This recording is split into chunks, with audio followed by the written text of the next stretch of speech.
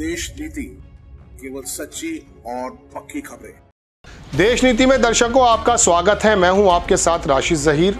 होना तो ये चाहिए था कि भारत के तमाम मीडिया को इस 20 साल या 10 साल की सबसे बड़ी खबर जो मैं आपके सामने रखने जा रहा हूं, मेरी नजर में वो बतानी चाहिए थी, लेकिन आपको बताया नहीं जाएगा। मालूम है क्या हुआ है? भूटान ने चाइना के विदेश मंत्री से मुलाकात की। आप जानते हैं भूटान क्या है? भूटान की जितनी विदेश नीति है, कानून है, उसको भारत तय करता है। लेकिन मैंने बहुत पहले आपको बताया था कि भूटान ने कहा था कि चाइना भी स्टेक होल्डर है। और अब मैं आपको बताना यह चाहता हूं कि अंग्रेजी के एक दो अखबार ने इस खबर को बताया है। जो सबसे बड़ी खबर है, भूटान अगर चाइना के पक्ष में जिस तरह से लग रहा है कि चला गया है या चला जाएगा, आप समझते हैं हमारे साथ क्या हो जाएगा? ये बात नहीं बताएगा आपको, प्रधानमंत्री जी ये बात नहीं बताएंगे आपको, लेकिन हमारा फर्ज बनता है आपके सामने खबर रखना। आप देखें, द हिंदू ने खबर छापी कि Bhutan China want deal on boundaries soon. China और भूटान जो है वो डील चाहता है अपनी बाउंड्रीज पर।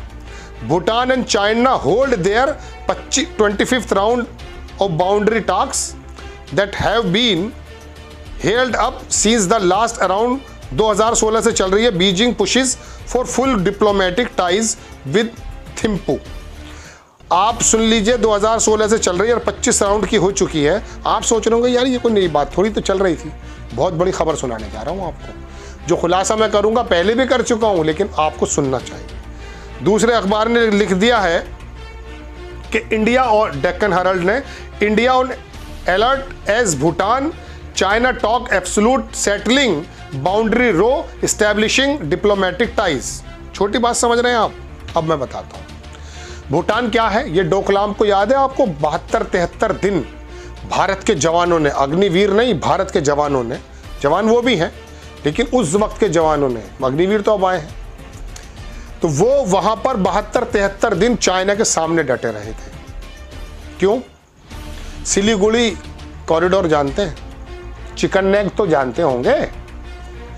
7 सिस्टर्स जानते हैं?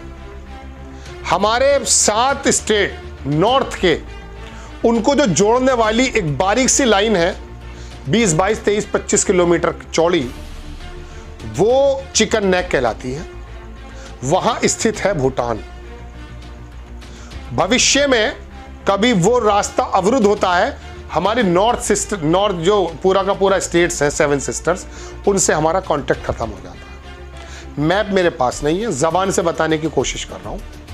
वहां पर भूटान से चीन का यह मुआहदा है कि जो भारत की तरफ चिकन नेक के पास जो जमीन है तुम्हारी, वो हमें दे दो, और जो हमने तुम्हारा कब्जा दूसरे एरिया में कर रखा है जो चीन की तरफ है, वो हम बड़ा एरिया तुम्हें छोड़ देते हैं। क्यों करना चाहता है चीन? क्या इस बात पर आपको और मुझे अलर्ट होना चाहिए? भूटान जो हमारे सरकर्दगी में, हमारी कह सकता हूं कि हमारी जो है ना सरबराही में जीता है, पलता है, फूलता है, वो भूटान, ये मीटिंग इसलिए इंपॉर्टेंट है जिसके बारे में आपको देश का मीडिया में अगर जरा सी गैरत होती तो वो बताते कि हाँ ये कितनी इंपॉर्टेंट है। लेकिन ना कोई घुसा है, ना कोई घुसेगा, ना कोई घुसा था, ये कह करके जब चीन का कॉन्फिडेंस को आपने आसमान पर लेकर आ गए, आप ही की पार्टी के सुब्रमण्यम चीखते चीखते आवाज निकल गई, बंद हो गई उनकी, तब भी आप नहीं सुनते और आप ये बताते हैं देश बड़े मजबूत हाथों में है। भूटान निकल गया आपके हाथों से लगभग। अगर वो अपनी बाउंड्रीज क्लियर कर देता है और इस बात पर राजी हो जाता है, जो बात मैंने आपसे बहुत पहले भी कही और अब भी बता रहा हूं, तो ये याद रखिए कि हमारी चौकसी कितनी ज्यादा बढ़ जाती है। और भूटान के तमाम जिम्मेदारियां ओढ़ने का हम काम इसलिए करते हैं क्योंकि हमारा वो रास्ता हमारी 7 सिस्टर्स से जुड़ता है, नॉर्थ स्टेट से जुड़ता है। भविष्य में चीन से अगर हमारी कोई बात हो जाती तो चीन का रिकॉर्ड रहा है 14 मुल्कों से उसकी सरहद लगती है। किसी के साथ उसका रवैया बहुत ठीक नहीं है, अतिक्रमण का उसका नेचर है। लेकिन ये बताएगा कौन है आपको? प्रधानमंत्री जी बताएंगे, देश का मीडिया बताएगा। जो कदमों में पड़ा हुआ है और साहब की तारीफ कर रहा है।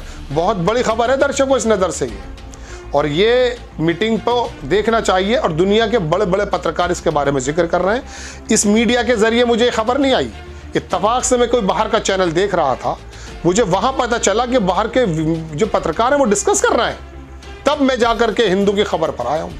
हिंदू की खबर कितने लोग पढ़ते हैं आप में से और हम में से, बताइए? कुछ इंटेलेक्चुअल्स पढ़ते ज़रूर हैं, लेकिन वो जो अंधभक्तों की जमात है, वो जो एक रेला है ज़ोंबी का, उसे तो 5 जन्ने पढ़ना आता है, ऑर्गेनाइजर पढ़ने आता है, देश का जो गोदी मीडिया वो सुनना आता है। कह नहीं रहा था अजीत अंजुम से 2022 के इलेक्शन से पहले या 2019 से, मुजफ्फरनगर में एक आदमी मिला अजीत अंजुम को जो यूट्यूब चलाते हैं, कह रहा 200 रुपये का भी पेट्रोल होगा भराऊंगा। लैंग्वेज वही थी उसकी गाँव वाली, लाऊंगा योगी जी को और मोदी जी को, ये लैंग्वेज थी। तो जब दिमाग में ही गोबर भर दिया गया है तो क्या किया जा सकता है?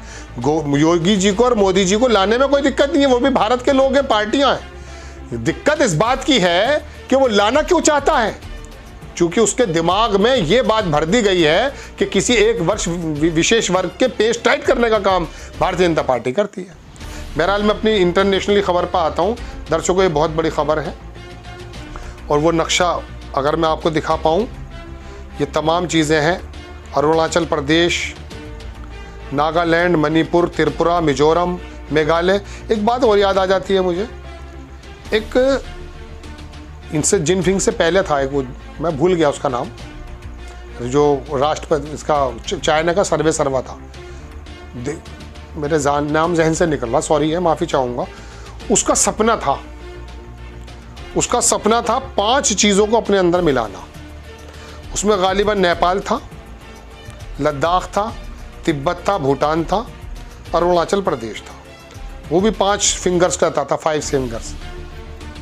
तो ये सोचने का विषय है, और इस गोदी मीडिया को पत्रकार कहीं एंकर मिले तो इनसे भी पूछ लेना कि तुम कौन सी भांग पी करके बैठे थे जो इन खबरों को हमारे तक लेकर नहीं आए, जो सूचना देना आपका काम था। आपको खबर कैसी लगी अपनी राय कमेंट्स बॉक्स में ज़रूर दीजिए। चैनल को सब्सक्राइब कीजिए, शेयर कीजिए। नेक्स्ट टाइम मैं किसी खबर के साथ आता हूँ। जय हिंद।